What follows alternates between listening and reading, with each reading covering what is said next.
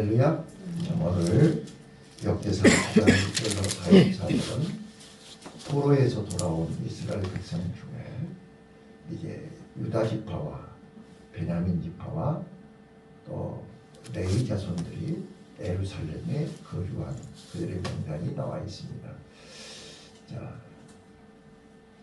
역대기를 기록한 저자는 지금 무엇을 강조하기 위해서 기록했냐? 1절에 기록한 것처럼 유다 지파가 이스라엘 백성들이 하나님과의 관계, 하나님의 말씀을 거역하고 하나님의 은혜를 잊어버리고 하나님의 사랑을 거부하고 세상과 짝짝꿍하고 우상 숭배함으로 인해서 예루살렘이 불에 타고 하나님의 성전이 무너지고 하나님과의 관계가 깨져버려서 그들이 이제 회개하고 70년 동안 포로 생활하면서 그들이 회개하고 다시 하나님이 포로에서 돌아올 수 있는 은혜를 주셨고 포로에서 돌아오자마자 그들은 예루살렘에 모여서 다시 예루살렘을 재건하고 성전을 재건할 목적으로 그들이 한 공동체, 예루살렘 공동체, 예루살렘에 모여서 그들이 오늘 이제 저마다 임무가 부여되어 있는 것입니다. 자, 공동체가 움직이려면 저마다 우리 사람의 몸이 있으면 머리가 있고 손발이 있고 몸통이 있는 것처럼 예루살렘 공동체 안에는 구성원이 있어야 되잖아요.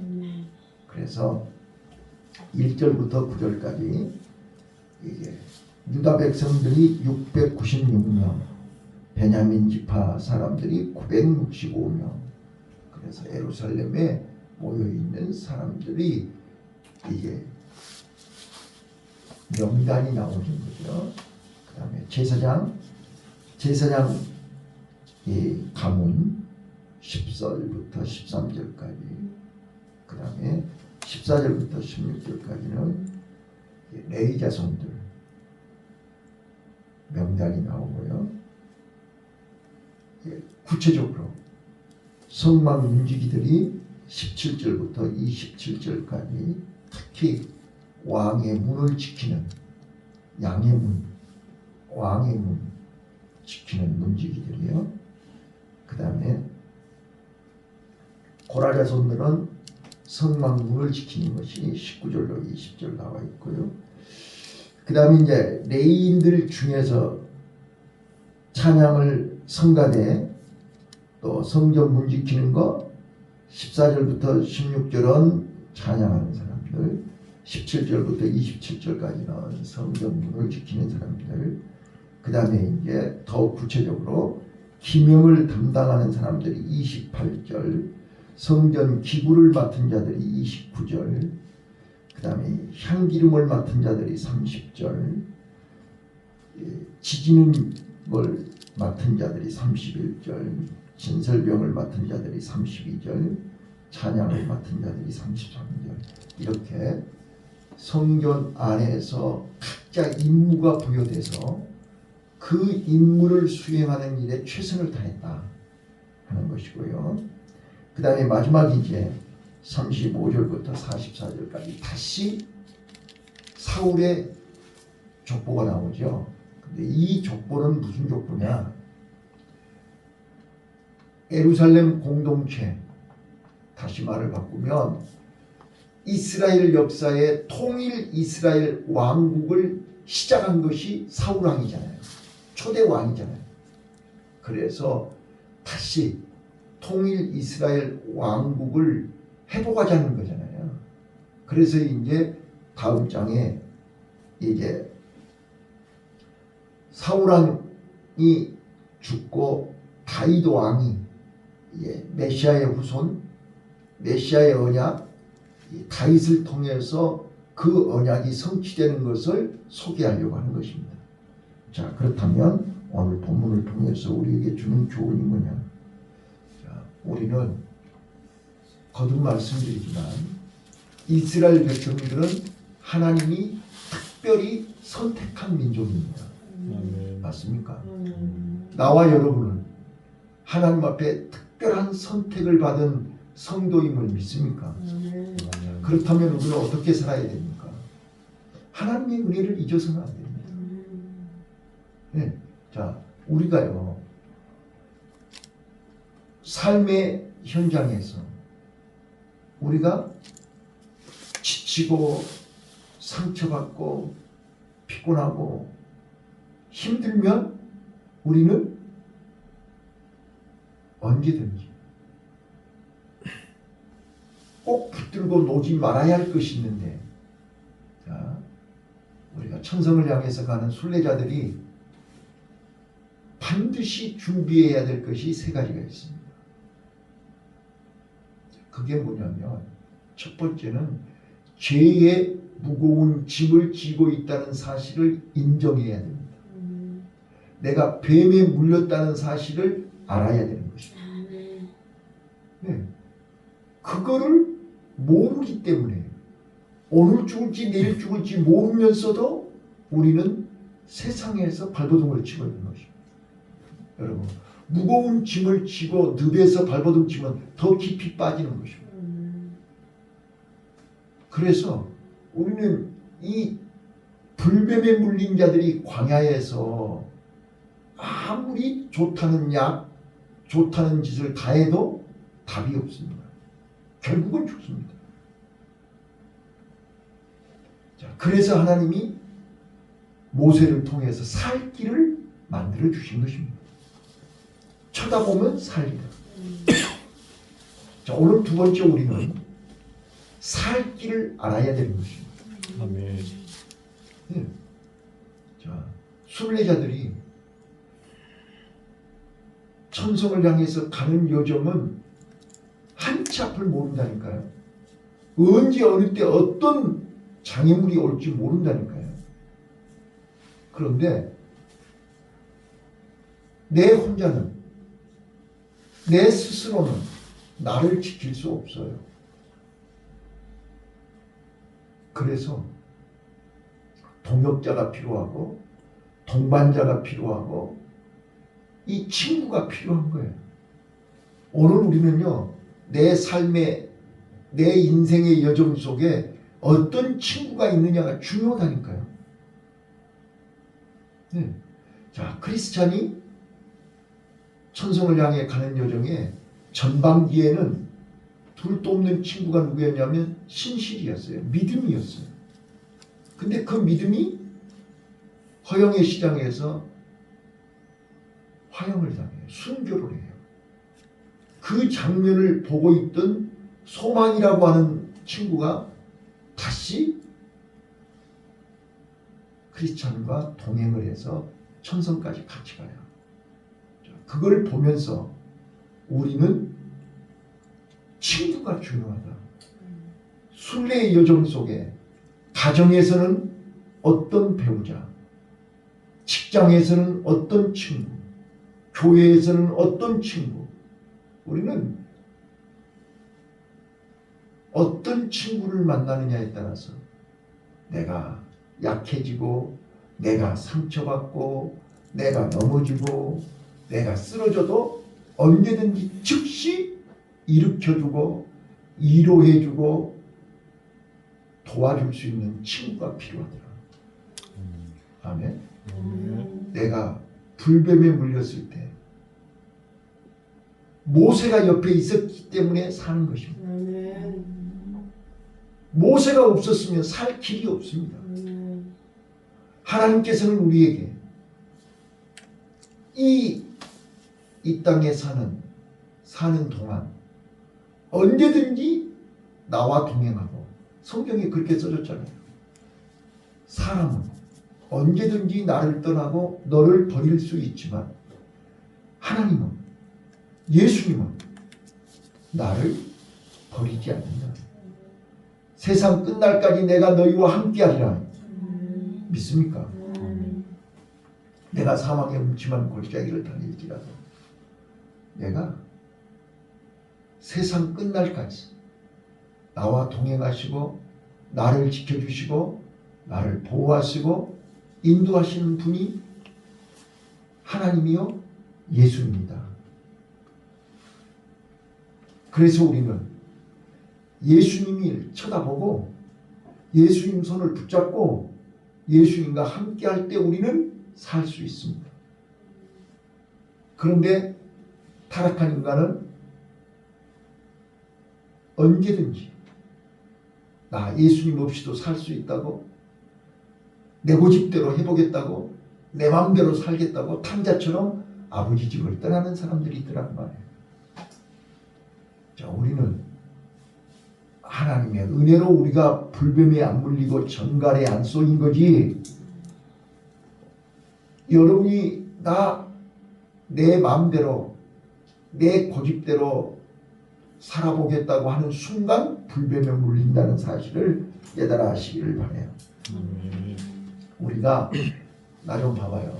우리가 아무리 기독교라는 화려한 옷을 입고 다녀도 그 속에 예수가 없으면, 자 여러분 봐보세요. 요즘 모든 이단들은 다 기독교라는 이름, 성경을 들고 다니고 하나님 이름을 얘기하고, 그런데 그 속에 예수가 있어요 없어요? 예수 없어요. 아무리 기독교라고 하는 화려한 옷을 입고 다녀도 예수 없는 기독교는 구원이 없습니다. 예수 없는 기독교는 살 수가 없습니다. 제사함을 받지 못합니다. 네. 여기 하나님의 교회 그 여자 하나님이 우리의 죄를 용서할 수 있습니까? 정말 말씀. 우리 죄를 사하여 주시고 우리 죄를 용서해 주신 분은 오직 십자가에 죽으신 예수님밖에 없습니다. 첫 번째, 우리는 이 죄의 무거운 짐, 이 뱀에 물려서 죽을 수밖에 없다는, 이 세상에는 약이 없고 답이 없다는 사실을 인정하고 내가 살 길은 오직 예수밖에 없다는 것을 인정해야 되는 것입니다. 이게 복음입니다. 네. 그리고 이제 세 번째 중요한 것은, 이제 우리가 제사함 받고 살았으니까 이제 끝난 것입니까? 아니요. 이제 하나님 저 천성에 들어갈 때까지 우리는 뭐를 해야 됩니까? 성화를 해야 되는 것입니다. 믿음을 지켜야 되는 것입니다. 내 몸을 지켜야 되는 것입니다. 마음을 지켜야 되는 것입니다. 직분을 지켜야 되는 것입니다. 사명을 지켜야 되는 것입니다.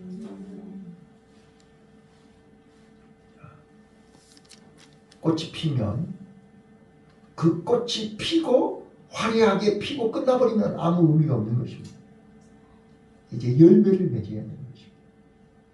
열매를 맺어서 나는 이 땅에서 사라지지만 또 그 열매가 다시 씨앗을 맺어 다시 꽃을 피게 해야 되는 것입니다. 이게 중요하지 않겠습니까? 이게 생명입니다. 이게 예수 생명입니다. 그래서 네가 내 안에 내가 네 안에 있으면 많은 열매를 맺는다. 오늘 우리는 이 예루살렘에 거하는 자들, 그들은 이제는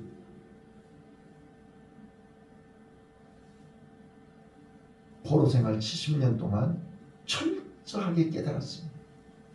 철저하게 확인했습니다. 우리가 하나님을 떠나는 순간 불뱀에 물렸고, 하나님의 은혜를 잊어버리는 순간 우리는 하나님하고 멀어졌다는 사실이에요. 여러분, 성전 안에는 세 가지 기구가 있는 거 아시죠?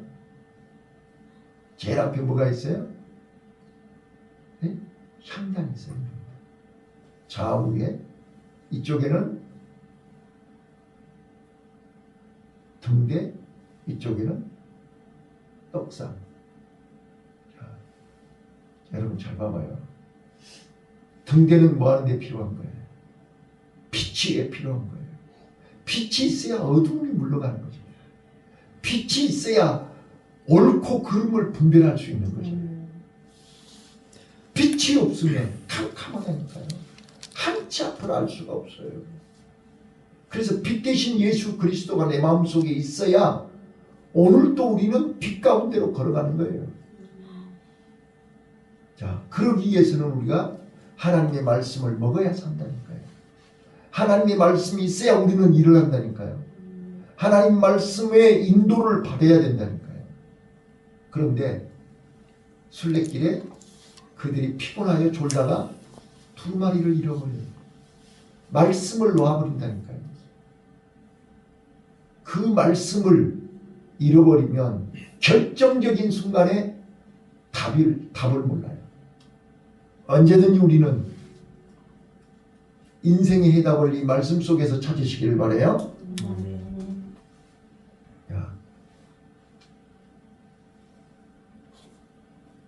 마지막으로 우리는 이제 천성문에 다다랐을 때, 저는요,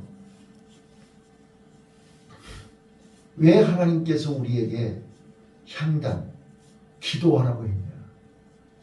자, 기도할 때 하나님이 우리에게 주신 천국의 열쇠를 사용할 수 있기 때문에 그렇습니다. 네. 의심의 성에 갇혀가지고 절망의 늪에 빠져 있을 때 그 크리스찬이 하나님 앞에 기도를 해요. 기도할 때 네 가슴에 하나님이 주신 약속의 열쇠, 언약의 열쇠가 있지 않냐? 그거를 사용해라. 오늘 우리는요, 칠흑같이 어둡고 캄캄하고 절망의 순간에 와 있을 때 우리는 하나님의 언약을 붙잡고 기도하면 열리는 것입니다. 믿습니까? 근데 이 인간들은 자기 고집 때문에, 자기 무지 때문에 무지하고 교만해서 고집쟁이, 고집을 부린이라고 기도를 안 한다니까. 하나님의 언약을 붙잡고 기도하면 열릴 줄로 믿습니다. 아멘. 자, 그래서 예수님이 오늘도 이 아침에 히브리서 12장 2절 믿음의 주여 우리를 온전케 하시는 예수님을 바라보자. 자, 예수님을 바라볼 때 니고데모처럼 간혼의 옷, 바리새인의 옷을 입고 예수님을 바라보면 영생이 보이지 않습니다. 구원이 보이지 않습니다. 오늘 우리는 성화가 돼야 된다니까요. 성화가 되기 위해서 이 새벽에 주님 앞에 나온 것입니다. 그래서 우리는 나는 잘 모르지만 벌써 내 몸이 시온성 앞에까지 와 있는 것입니다. 산전수전 다 겪고 이제 죽음의 강을 건너서 시온성 앞에 온다니까요. 근데 이 죽음의 강은 절대로 두려워해서는 안 되는 것입니다. 왜요? 주님이 내 안에 계시니까. 이사야 43장 1절 2절 야곱아 내가 너를 지명하여 불렀나니 너는 내 것이라. 네가 불 가운데로 지날 때도 불이 너를 사르지 못할 것이요 물 가운데로 지날 때 물이 너를 침범치 못할 것이고 강물이 너를 덮치지 못한다. 믿습니까? 죽음의 강 앞에서 우리는 두려워하지 말아야 한다. 하나님이 함께 하시기 때문에. 그리고 우리는 뭘 바라봐야 돼요? 주님을 바라보시. 나를 두 팔 벌리고 기다리고 계시는 주님을 바라보는 순간 우리는 죽음의 강을 건널 수 있습니다. 오늘 또 우리는 십자가의 은혜, 십자가의 영성을 회복하시기를 바라요. 아멘. 내 안에 주님이 계시고 내가 주님 말씀 안에 주님 손 붙잡고 오늘 하루도 힘있게 시작합시다. 아멘. 하나님 나와 동행하시고 하나님이 나를, 자, 아까 서두에 말씀드렸던 것처럼 천수답은 비가 내리지 않으면 농사 지을 수 없는 땅이 천수답입니다. 가나안 땅은 하나님이 이른 비와 늦은 비를 내리지 않으면 농사 지을 수 없는 땅이 가나안 땅입니다. 그 가나안 땅은 적과 꿀이 흐르는 땅입니다. 왜요? 하나님이 제때제때 비를 내려주시기 때문입니다. 오늘 천수답은 하나님이 역사하시는 마당입니다. 우리 가정, 우리 교회, 내 마음에 하나님이 역사하시는 마당이 되시길 바라요. 아멘. 하나님이 오늘 또 나를 통해서 역사하시는 놀라운 은혜가 가득하시기를 예수님 이름으로 축원합니다. 기도하겠습니다.